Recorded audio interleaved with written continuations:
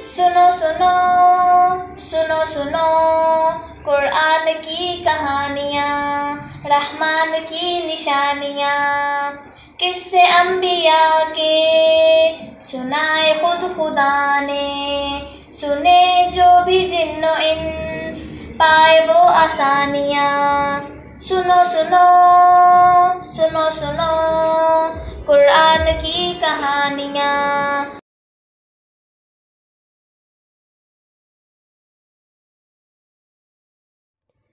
अस्सलामु अलैकुम वरहमतुल्लाहि वबरकातुहू। हंसते मुस्कुराते प्यारे प्यारे अच्छे अच्छे होशियार समझदार अक्लमंद चमकते दमकते साथियों, आप आजकल सुन रहे हैं रोज़ाना रंग बरंगी पुरानी तारीख़ी सीखती सिखलाती सच्ची कुरानी मज़ेदार कहानियाँ। और कहानी सुनने से पहले आप अपने तमाम काम अच्छे तरीक़े से मुकम्मल कर लेते हैं। और वो तमाम काम कौन से होते हैं? सबसे पहले, क्या आपने नमाज़ पढ़ ली है?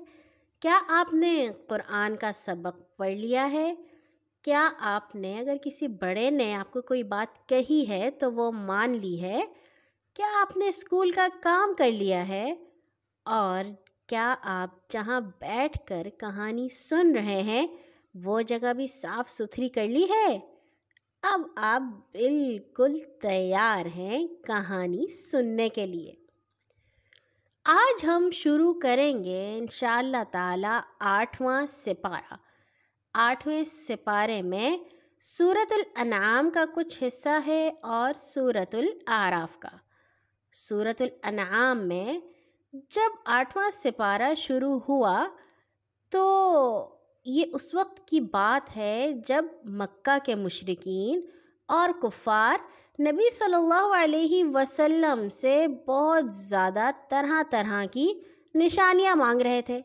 कभी वो कहते कि हमारे ऊपर तो फरिश्ते उतरने चाहिए, मोहम्मद आप तो हमारी तरह के इंसान हैं, हमें अगर कोई अल्लाह ताला का पैगाम दे तो वो तो कोई फ़रिश्ता होना चाहिए, कोई ताकतवर सा आदमी होना चाहिए, कोई बड़ा बादशाह होना चाहिए। और कभी कहते मोहम्मद अगर आप सच्चे हैं तो हम चाहते हैं कि हम अल्लाह ताला को ख़ुद अपनी आँखों से देखें, फिर हम मानेंगे कि आप हमें सच कह रहे हैं। और कभी कहते कि जो हमारे बाप दादा थे जो इस दुनिया से चले गए हैं उनको आप दोबारा ज़िंदा करके दिखाइए, फिर हम मानेंगे कि आप अल्लाह ताला के नबी हैं और अल्लाह ताला आप पर वही नाजिल फरमाते हैं। नबी सल्लल्लाहु अलैहि वसल्लम इन बातों से परेशान होते थे। तो सूरतुल अनआम में अल्लाह ताला ने अपने बहुत ही प्यारे रसूल सल्लल्लाहु अलैहि वसल्लम को कहा कि ये लोग तो सिर्फ़ इसलिए ऐसी बातें कर रहे हैं कि ये आप पे तो ईमान लाना ही नहीं चाहते, सिर्फ़ बहाने कर रहे हैं। आप इनका एक बहाना पूरा करेंगे, ये कल दूसरा ले आएंगे, और अगर हम इनके सामने फ़रिश्ते भी उतार दें और ये मुर्दों से बात भी करने लगे तब भी ये ईमान नहीं लाने वाले। ये तो सिर्फ़ बहाने बाज हैं और अल्लाह ताला की बात मानने के लिए तैयार नहीं होते।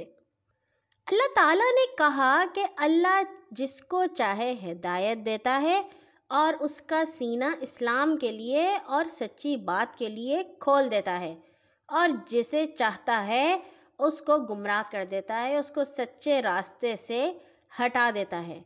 और अल्लाह हिदायत किसे देता है? वही जो अल्लाह ताला का दोस्त होता है और सच्ची बात मानना चाहता है। जो बहाने करे वो तो अल्लाह ताला का दोस्त भी नहीं होता और अल्लाह ताला उसको सीधा रास्ता भी नहीं सुझाते। और फिर सूरतुल अनआम के आखिर में अल्लाह ताला ने नबी सल्लल्लाहु अलैहि वसल्लम को कहा कि आप ऐलान कर दें कि मुझे मेरे अल्लाह ने सीधा रास्ता दिखा दिया है और मेरा वही मज़हब है जो इब्राहीम का था, और मेरे तमाम काम, मेरी नमाज़ें, मेरी क़ुरबानियाँ, मेरा जीना, मेरा मरना, मेरा उठना बैठना, सब कुछ अल्लाह ताला के लिए है।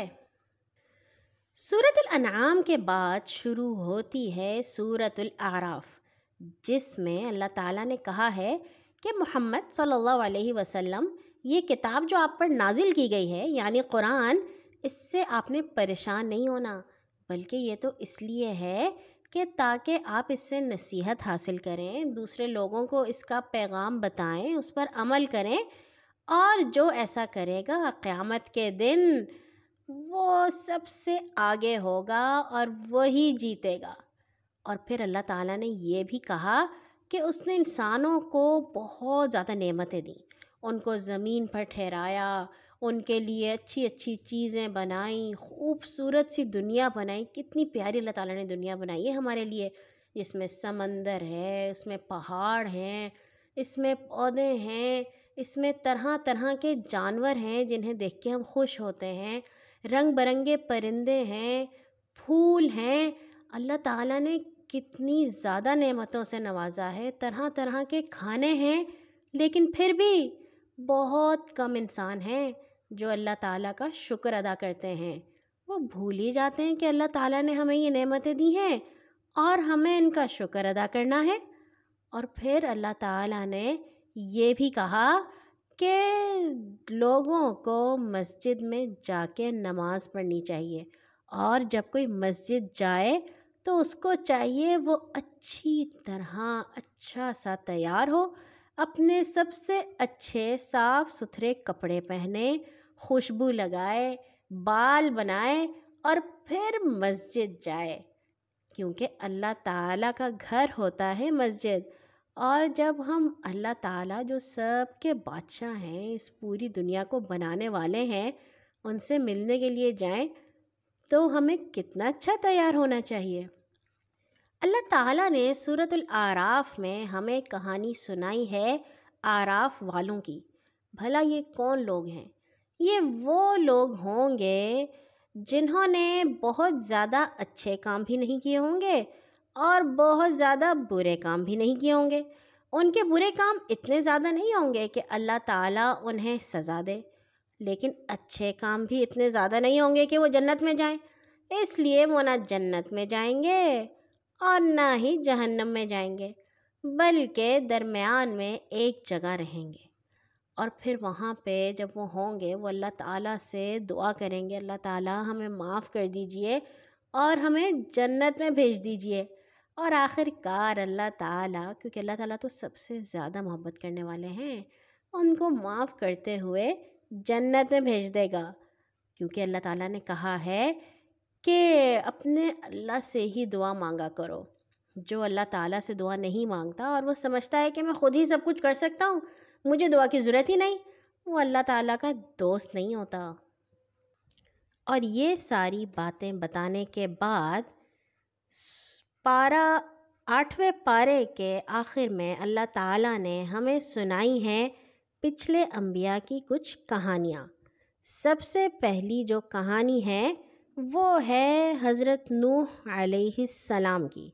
سنتے ہیں، آدھی یاد سنیں گے، آدھی کل سنیں گے انشاءاللہ تعالی۔ حضرت آدم علیہ السلام، حضرت حوا بہت عرصے تک دنیا میں رہے اور اللہ تعالیٰ نے ان کو بہت زیادہ اولاد دی۔ حضرت آدم اور حضرت حوا نے اپنی ساری اولاد کو اسلام کی تعلیم دی۔ چنانچہ جب وہ دنیا سے رخصت ہوئے تو اپنے پیچھے بہت سے مسلمان چھوڑ گئے، اور یہ لوگ بہت عرصے تک اسلام پر قائم رہے اور اللہ تعالیٰ کی بات مانتے رہے۔ مگر پھر ایسا ہوا کہ کچھ ایسے لوگ پیدا ہو گئے جنہوں نے بالکل ہی یہ بھلا ڈالا کہ ایک اللہ کی عبادت کرنی ہوتی ہے۔ انہوں نے اور بھی بہت سی چیزوں کی عبادت کرنا شروع کر دی۔ اسی کو شرک کہتے ہیں، اور یہ اللہ تعالیٰ کو بہت ناپسند ہے۔ اور ہوتے ہوتے اس شرک کی وجہ سے ان میں بہت زیادہ خرابیاں بھی پیدا ہو گئیں۔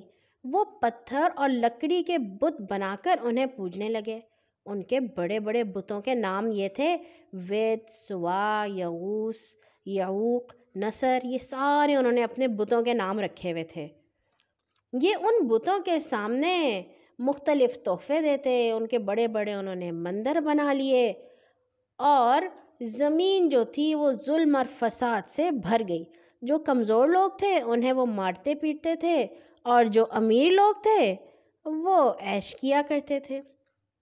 جب یہ حالات ہوئے تو اللہ تعالیٰ نے اس قوم کی ہدایت کے لیے اپنا پیغمبر بھیجا۔ ان کا نام تھا نوح علیہ السلام۔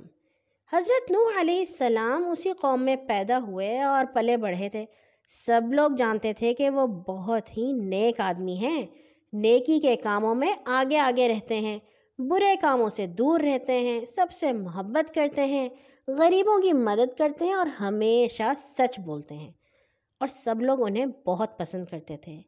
لیکن جب حضرت نوح علیہ السلام نے ان لوگوں سے کہا کہ صرف ایک اللہ کی بات مانو، کسی کو اس کا شریک نہ بناؤ، بتوں کی پوجا نہ کرو اور برے کاموں سے باز آ جاؤ، تو سوائے چند غریب لوگوں کے کسی نے ان کی بات نہ مانی، بلکہ ان کا مذاق اڑایا اور ان کے خلاف طرح طرح کی باتیں کی۔ اچھے ساتھیوں، حضرت نوح علیہ السلام کو اللہ تعالیٰ نے بہت لمبی زندگی دی۔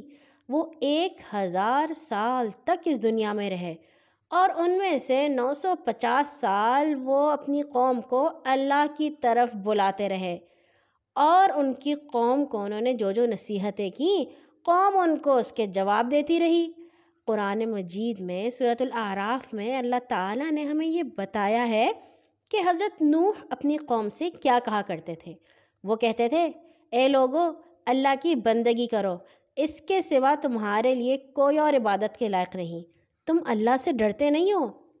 مگر جو قوم کے سردار تھے وہ صاف انکار کر دیتے اور ایک دوسرے سے کہتے، یہ شخص ہمارے جیسا ہی انسان ہے اور یہ چاہتا ہے کہ تم اس کو بڑا آدمی سمجھو۔ یہ کہتا ہے کہ یہ اللہ تعالیٰ سے بات کرتا ہے۔ یہ تو ہمارے جیسا انسان ہے، جب ہم نہیں اللہ تعالیٰ سے بات کرتے تو یہ کیسے کر سکتا ہے؟ اللہ کو اگر بھیجنا ہوتا تو فرشتے بھیجتا۔ یہ بات تو ہم نے کبھی بھی نہیں سنی کہ انسان رسول بن کر آئے۔ بس ان کا دماغ میں کوئی خرابی ہو گئی ہے، دیکھ لو، دعا کرو، کوئی علاج کرو، ہو سکتا ہے ٹھیک ہو جائے۔ حضرت نوح اپنی قوم سے کہتے، مجھے ڈر ہے کسی دن تم پر اللہ کا سخت عذاب نازل ہو جائے گا۔ قوم کے سردار کہتے، ہمیں تو یہ نظر آتا ہے کہ تم گمراہی میں پڑ گئے ہو اور تمہارا دماغ خراب ہو گیا ہے، تمہیں پتہ ہی نہیں چل رہا کہ تم کیا کہہ رہے ہو۔ حضرت نوح کہتے، اے میری قوم، میں کسی گمراہی میں نہیں پڑا ہوں، میں اللہ کا رسول ہوں، مجھے اللہ کی طرف سے وہ کچھ معلوم ہے جو تمہیں نہیں معلوم۔ کیا تم اس بات پر حیران ہو رہے ہو کہ تمہارے پاس تمہاری قوم کا ایک آدمی اللہ کا پیغام لے کے آیا ہے؟ تم خبردار ہو جاؤ، تم پر رحم کیا جائے گا، اللہ تعالیٰ سے معافی مانگو۔ اور قوم کے سردار کیا کہتے، تم ہماری طرح کے انسان ہو، ہم دیکھ رہے ہیں کہ ہماری قوم میں سے جو غریب کمزور لوگ ہیں وہ تمہاری بات مان رہے ہیں، تم میں کوئی بھی ایسی چیز نہیں کہ ہم تمہیں جو ہے وہ سچا جانیں، ہمیں تو لگتا ہے تم بہت ہی جھوٹ بول رہے ہو۔ اور پھر اس کے بعد کیا ہوا یہ ہم کل سنیں گے انشاءاللہ تعالی۔ کیا جو حضرت نوح کی قوم کے سردار تھے انہوں نے حضرت نوح کی بات مانی یا نہیں؟ آج کے لیے اتنا ہی۔ مجھے امید ہے کہ ہمارے جو کہانی گھر کے اچھے اچھے ساتھی ہیں یہ آج کی جو باتیں سنی ہیں وہ اچھی طرح سے سمجھیں گے بھی اور دوسرے لوگوں کو بتائیں گے بھی۔ دوسرے لوگوں کو اچھی بات بتانا بہت ضروری ہوتا ہے۔ کل آئیں گے حضرت نوح کی کہانی کے بقیہ حصے کے ساتھ انشاءاللہ۔ ہر نماز کے بعد اپنے لیے اور تمام مسلمانوں کے لیے دعا کرنا مت بھولا کیجیے۔ اللہ حافظ۔ سنو سنو سنو سنو قرآن کی کہانیاں، رحمان کی نشانیاں، رحمان کی نشانیاں۔